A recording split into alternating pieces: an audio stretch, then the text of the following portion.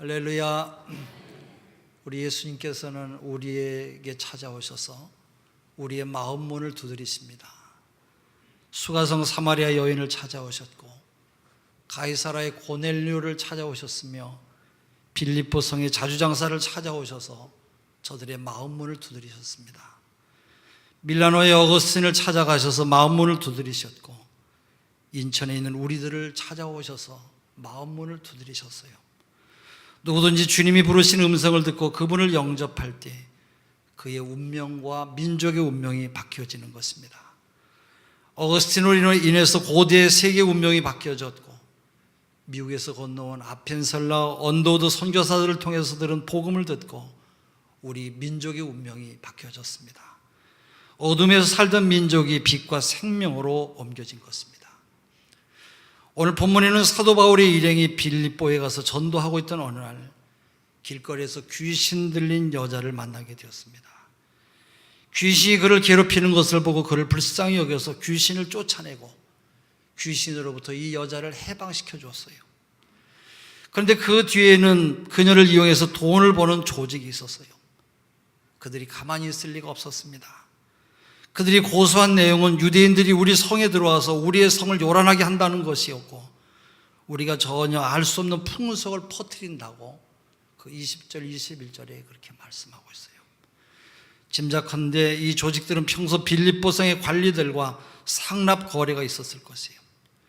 죽어가는 영혼을 살린 것이 죄가 되어서 그만 바울과 실라가 감옥에 갇히게 된 것입니다.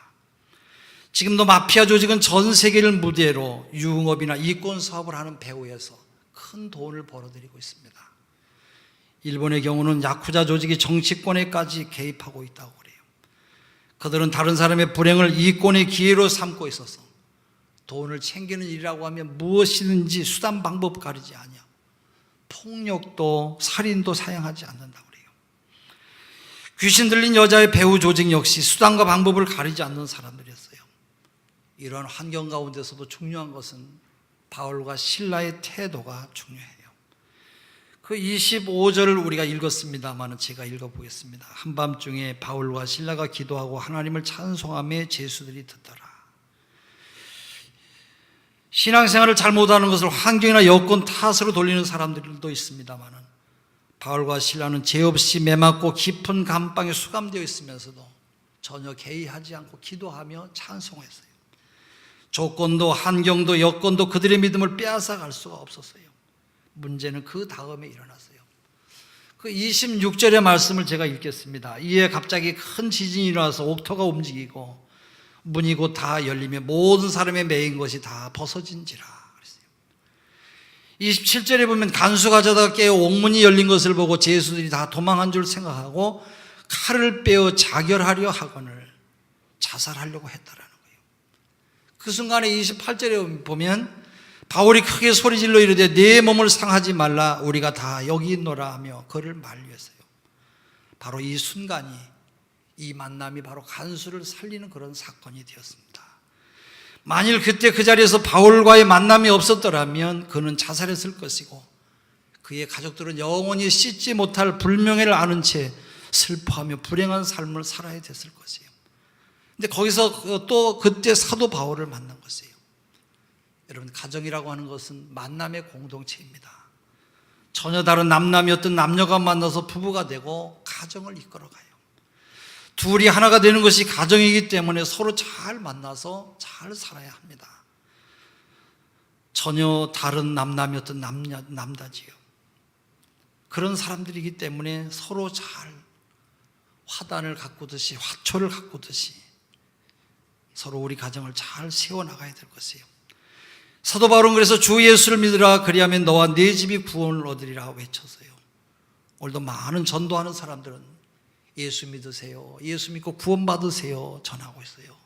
왜 예수를 믿어야 됩니까? 예수를 믿으면 천국 가고 믿지 않으면 지옥 갈 수밖에 없기 때문에 그래요. 우리의 자녀들이 예수를 믿어야 그들의 장래를 보장받을 수가 있고 우리의 부모님들이 예수를 믿어야 화목한 가정을 이룰 수가 있어요. 우리 교회는 지난 5월 19일부터 오늘까지 40일 동안을 잃은 양을 찾자고 하는 슬로건을 내걸고 하나님이 찾으시는 잃은 양들을 찾고 있어요. 이것은 오늘로 끝나는 것이 아니라 계속해서 이 일은 해야 될 그런 일들인 것이에요. 여러분은 어떠십니까? 가정 복음화를 여러분 이루셨습니까? 우리나라 통계에는 1년에 5천여 명의 미아가 생기고 그중에 300여 명이 1년이 지나도록 실종되어서 그 행방을 알 수가 없다는 것입니다. 아침에 학교에 갔다가 돌아오지 않아서 행방을 알 수가 없고, 또 출근했다가 아직 집에 돌아오지 못하고 연락이 안 되어서 실종된 사람들이 평균 300여 명이 된다는 것이에요. 어떤 가정은 남편과 아내가 성격 차이로 날마다 싸움을 하던 부부가 결국은 이혼 소송을 하게 되었어요. 재판장은 이들을 설득시키느라고 성경을 표들을 읽으면서 이혼하는 것을 재고해보라고 간청을 했어요. 그러나 아무 소용이 없었어요. 근데 이 가정의 초등학교 1학년 아들에게 재판장이 물었어요. 너는 부모님이 이혼을 하게 되면 서로 갈라져서 살아야 되는데 너는 누구와 함께 살기를 원하느냐? 교회에서 예수님을 배운 아들은 대뜸 울먹거리면서 아빠 엄마의 두 손을 꼭, 손목을 꼭 잡고는 아빠 엄마 예수 믿으세요. 저는 아빠 엄마가 평생 이렇게 함께 살고 싶어요. 그러면서 엉엉 울었다고 그래요. 이 우는 소리를 듣고 재판장이 울었어요. 남편도 울고 아내도 울었어요. 결국 이들은 이혼을 포기하고 새 출발하게 되었다고는 가정 재판소에 미담이 있어요. 가정은 하나님께서 세우신 신성한 최초의 기반이에요. 따라서 하나님의 백성은 우리의 가정을 아름답게 곱게 한 송이 백합처럼 백합화처럼 가꾸고 다듬어야 될 것이에요. 가정이 튼튼해야 나라가 튼튼해요. 여러분, 그 비결이 어디 있습니까? 역사가 증언하는데 오직 예수 잘 믿는 여기에 바로 비밀이 있다는 것이에요. 예수님을 믿어야 가정이 튼튼하고, 가정이 튼튼해야 나라가 튼튼해져요. 예수님을 믿어야 가정이 화목하고 또 행복한 가정을 만들 수가 있어요. 예수 믿고 세례받은 친구에게, 교회를 다니지 않는 친구가 물었어요. 자네 교회 다니면서 세례받았다며? 그랬네. 그러면 예수님에 대해서 많이 알겠군. 예수님이 어디서 태어난 줄 아나? 잘 모르겠는데. 그분이 몇 살에 죽은지 아나? 잘 모르는데. 아니, 그런 것도 모르면서 어떻게 세례를 받나? 핀잔을 줬어요. 세례받은 친구가 그 이야기를 듣고 이렇게 말했어요. 부끄럽네만 자네 말이 맞네. 그렇지만 한 가지 분명한 것은 나는 과거에 술주정뱅이였고 과거에 자식들을 마구 때리고 괴롭혔지만은 그러나 지금은 달라졌어. 술도 끊고 처자식을 때리지도 않고 이제 우리 가정은 참으로 화목한 가정이 되었네. 그것은 내가 예수를 믿기 때문이라고 하는 것이 분명하네. 여러분, 얼마나 아름다운 간증입니까? 이것이 우리의 간증이 될 수도 있어요. 예수를 믿으면 변화를 받습니다. 예수님을 믿으면 나의 못된 성품이 달라지고 내 생활의 습성에 놀라운 변화가 생겨나는 것이에요. 그래서 고린도후서 5장 17절에 누구든지 그리스도 안에 있으면 새로운 피조물이라 이전 것은 지나갔으니 보라 새 것이 되었도다 말씀하고 있어요. 우리 모두는 2002년 월드컵 때 전 국민이 작은 공 하나 때문에 하나로 뭉친 것을 다 기억하고 있어요. 우리 모든 가정들도 예수님 때문에 하나로 뭉칠 수가 있는 것이에요. 이 땅의 모든 가정이 예수를 잘 믿으면 행복한 가정을 만들 수 있음을 여러분 믿으시기를 바랍니다. 여러분은 어떠십니까? 여러분 자신이나 여러분의 가정생활이 행복하십니까? 여러분의 가족이 모두가 다 구원받으셨습니까? 아니면 구원받기를 원하십니까? 또 하나는 여러분 가정의 모든 식구들을 다 온 가족이 서로 사랑하며 기쁨 가운데 예수 안에서 살고 있냐, 그런 말씀이에요. 가정은 하나님이 우리 인생들에게 주신 가장 귀한 선물이에요. 우리 모두는 행복할 권리가 있고 행복해야 될 의무가 있어요. 하나님께서 우리를 세상에 보내실 때에 불행하게 살라고 우리를 보내신 것이 아니에요. 하나님이 천지를 창조하실 때 에덴 동산을 만드셨고 그보다 더 좋은 가정을 만들어 주셨어요. 가정은 그래서 에덴 동산보다 더 좋아야 됩니다. 그러기 위해서 우리의 가정은 사랑이 있어야만 행복해요. 사랑이 있는 가정이래야 천국이 되는 것이에요. 사람은 좋은 것만 먹고 사는 것이 아니라 사랑해야 살 수 있는 그런 존재예요. 사랑이란 마음에서부터 시작이 되는 것이에요. 마음이 없는 사랑은 아주 무서운 것입니다. 말로는 사랑한다고 하면서 실제로 괴롭힌다고 하면 그건 사랑이 아니에요. 사랑하면 진실한 마음을 갖게 돼요. 대화가 이루어지는 것도 진실할 때부터 시작이 돼요. 사랑에는 거짓이 있을 수가 없어요. 사랑은 속이지 않습니다. 사랑하면 서로가 높여주고 상대방을 세워줘요. 남자는 말할 것도 없지만 여자도 자존심을 상하게 하면 파탄이 와요. 어찌하든지 우리는 상대방을 높이며 살아야 될 것이에요. 자녀들에게도 마찬가지예요. 자녀들은 부모를 보면서 성장을 합니다. 따라서 부모는 자녀들에게 복음에 참여하고 복음의 삶에 함께 참여하면서 그 귀중한 믿음과 삶을 배우게 해야 될 책임을 가지고 있어요. 부모가 자녀들에게 어려서부터 복음을 들려주는 일은 어느 누구도 대신할 수 없는 아주 고유한 부모만의 사명이에요. 자녀는 부모를 통해서 육적인 생명뿐만 아니라 영적인 생명도 얻었기 때문에 그래요. 이처럼 하나님에 대한 믿음을 얻게 된 아이들은 다음 단계로 부모의 삶에 참여하면서 그리스도인의 삶의 풍성함과 능력을 체험하게 되는 것이에요. 무엇보다도 자녀들은 그리스도인 부모가 가지고 있는 가치관을 배우게 돼요. 또 여러 다른 상황에서도 마음의 안정을 얻을 수 있는 방법과 효과적으로 돈을 사용하는 그런 방법도 배우게 될 것입니다. 자녀들은 또한 부모님으로부터 인정을 받고 싶어 해요. 무엇을 잘해서 인정받는 것도 중요하지만 자녀라고 하는 신분 자체의 인정을 통해서 자신이 부모님에게 소중한 존재라고 하는 것을 확인받고 싶어 해요. 그러나 자녀들에게 부모들이 하는 말 가운데 너 그거 하지 마, 그거 먹지 마, 거기 가지 마, 자꾸 통제하면서 이런 건 네가 잘 되라고 하는 거라고 그렇게 말해요. 그러나 이런 말을 들으면서 자라는 아이들은 부모님이 나를 사랑한다고 절대로 생각하지 않습니다. 미국의 어느 대학생이 친구에게 전도를 받고 예수님을 막 영접한 다음에 교회 가고 싶어서 주일날 학교 건너에 있는 교회 갔대요. 이 대학생은 아직 교회 문화를 잘 몰라서 학교에서 입는 청바지 차림으로 머리를 길게 기른 채로 교회를 갔어요. 조금 늦게 갔더니 교인들이 꽉 차 있어서 자리를 찾을 수가 없으니까 학교에서 하는 습관대로 앞쪽으로 나가서 중앙 카페트 바닥에 털썩 주저앉았어요. 여기저기서 수근거리는 소리가 나면서 이 젊은 청년에게 눈총을 주고 있었어요. 그때 갑자기 그 교회에서 존경받는 80세 가까운 집사님 한 분이 지팡이를 들고 앞으로 걸어나가기 시작했어요. 여러분, 사람들이 무슨 생각을 했겠어요? 저런 학생은 우리 집사님께 야단 맞아 싸다, 저런 놈은 한번 혼이 나야 된다, 모두가 생각을 하고 있었어요. 지팡이를 쥐고 천천히 앞으로 나가신 집사님은 학생 옆에 가더니 지팡이를 접고 털썩 학생 곁에 주저앉아서 찬송가를 찾아서 함께 부르시며 함께 기도할 시간이 되니까 학생이 어깨에 손을 얹고 기도하는 것이었어요. 그날 교인들은 집사님에게서 목사님 이상의 큰 설교에 감동을 받았다고 합니다. 예배 후에 어떤 교인이 물었어요. 집사님, 어떻게 그렇게 하실 생각이 났습니까? 집사님은 웃으시면서 자식 기를 때 보니까 그렇게 길러야 자식이 제대로 되더라고요, 그렇게 대답했다고 그래요. 여러분, 교회는 또 하나의 가정을 하나님 아버지로 모시고 모두 형제 자매가 되어서 서로 사랑으로 섬기는 영적 가정이 바로 교회인 것이에요. 여러분의 가정이 자녀들과 갈등을 가지고 있습니까? 눈 높이를 낮추어서 자녀를 이해하고 받아주세요. 그리하면 여러분의 자녀가 부모님 앞으로 가정으로 돌아올 것이에요. 또 어려움이 있을 때 부모님이 하나님께 어떻게 기도하며 슬기롭게 헤쳐나갔냐 하는 그런 삶의 모습을 보아줘야 돼요. 또한 자녀들에게 그러한 것들을 숨기지 않고 이야기해 주므로 부모님이 슬기롭게 문제 해결의 실마리를 찾아가는 것을 보면서 아이들은 부모님에게 한없는 존경심을 마음으로 품게 될 것이에요. 따라서 아이들은 부모님으로부터 부모의 성공과 실패를 모두를 통해서 배울 수 있어야 돼요.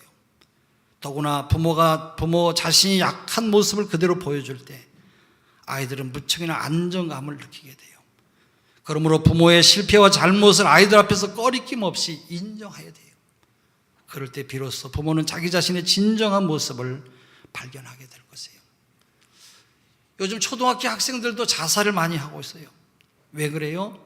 공부에 스트레스를 너무 많이 받아서 그렇다고 해요. 이것이 이 나라의 슬픔이고 그 가정의 슬픔이에요. 자녀들에게 자유를 줘야 돼요. 왜 여러분 아이들이 하고 싶은 것을 못하게 합니까? 우리가 사랑해야 돼요. 사랑해야 바로 행복한 것이에요. 부모님들이 행복해야 되고 자녀들이 행복해야 되고 또 부부가 서로 행복해야 되는 것이에요. 가정에서 행복을 위한 7가지 계명이 있는데 몇 가지를 말씀드리겠어요. 첫째는 완전한 남편이나 완전한 아내를 기대하지 마세요. 왜 그러냐?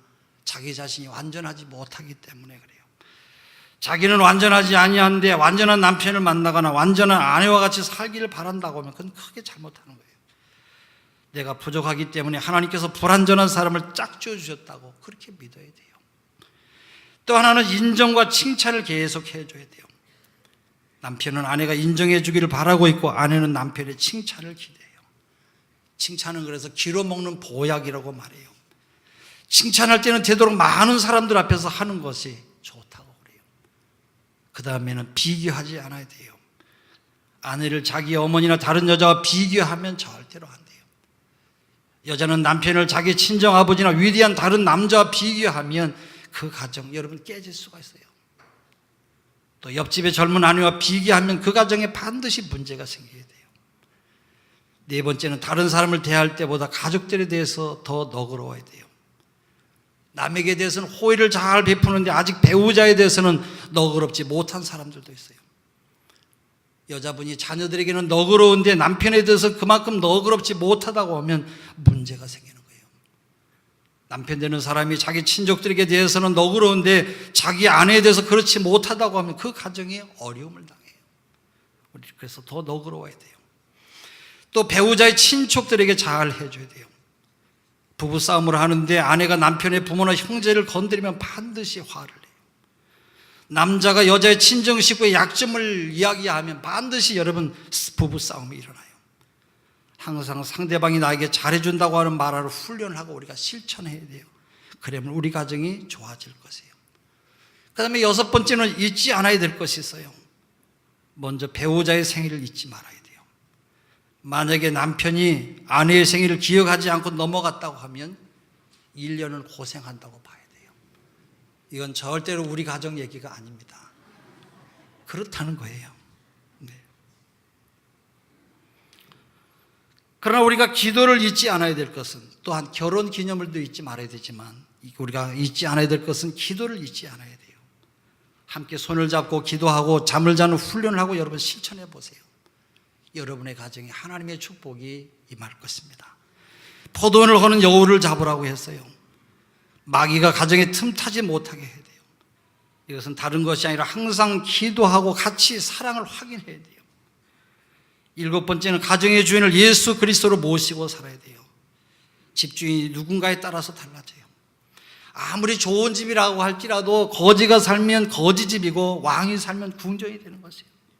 우리 집에 주님이 계시면 천국이에요. 바로 천국의 주인은 바로 그리스도이기 때문에 그래요. 가정에 행복하려면 본문에 나오는 이 간수장과 같이 성실한 삶을 살아야 돼요. 이 사람은 가정을 위해서 남편으로서 임무에 성실했어요. 바울과 시라를 자기 집으로 모셔갔어요.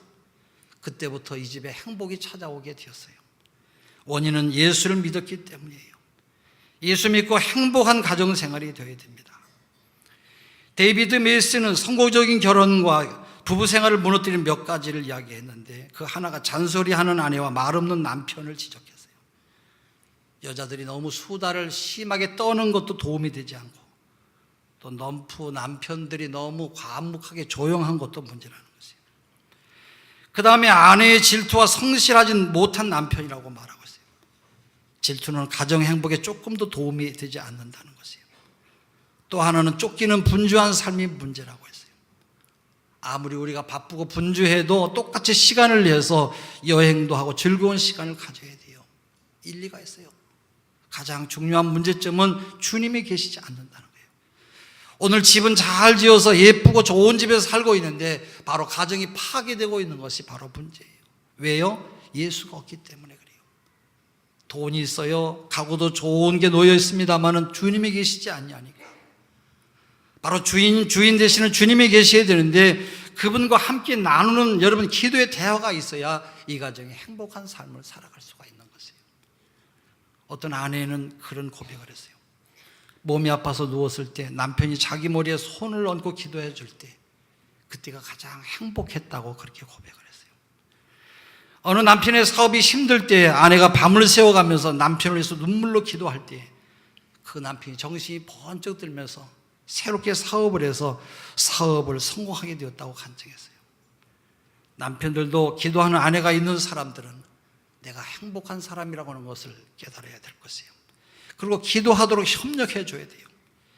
예수님을 믿고 예수님을 우리 가정의 주인으로 모실 때 가정이 행복해져요. 또 하나는 가정이 구원받아야 돼요. 그래야 행복하게 돼요. 어떤 분이 목사님에게 말하기를, 목사님, 내가 결혼한 지 25년이 되었는데 나는 말다툼을 한 번도 한 적이 없습니다. 목사님이 말했어요. 집사님, 더 중요한 게 있습니다. 말다툼을 25년 동안 했느냐 안 했느냐가 문제가 아니라 우리 가정의 부부는 함께 구원을 받았느냐 받지 못했느냐, 이게 더 중요합니다. 그렇게 말했다. 그래요. 행복한 가정은 구원받은 가정이에요. 구원이 무엇입니까? 영적인 부활이에요. 너희의 허물과 죄로 죽었던 너희를 살리셨도다. 에베소서 2장 1절의 말씀대로 우리는 이미 죄로 인해서 죽은 존재들이에요. 죽으면 모든 것이 다 끝나는 것이죠. 우리는 아담 이후에 모두가 다 죄로 인해서 죽은 존재들이에요. 그러한 우리들을 주님께서 십자가를 지시고 죽으심으로 우리의 모든 죄를 사하시고 우리의 구원을 이루셨어요. 이게 바로 구원이에요. 그래서 구원이라고 하는 말은 다시 살게 된 상태를 구원받았다고 말해요. 쉬운 말로 구원이라고 하는 것은 건짐을 받았다는 뜻이에요. 수영할 줄 모르는 사람이 물에 빠져서 죽게 되었는데 어떤 사람이 그를 쫓아가서 살려줬어요. 그게 바로 구원이에요. 영적으로 우리는 죄로 인해서 모두가 다 지옥 가게 되었는데 예수님께서 우리를 살려주신 것, 바로 이게 구원인 것이에요. 여러분 가운데 나는 자신 있게, 나는 죽지 않는다고 여러분 자신 있게 말할 수 있는 분이 계십니까?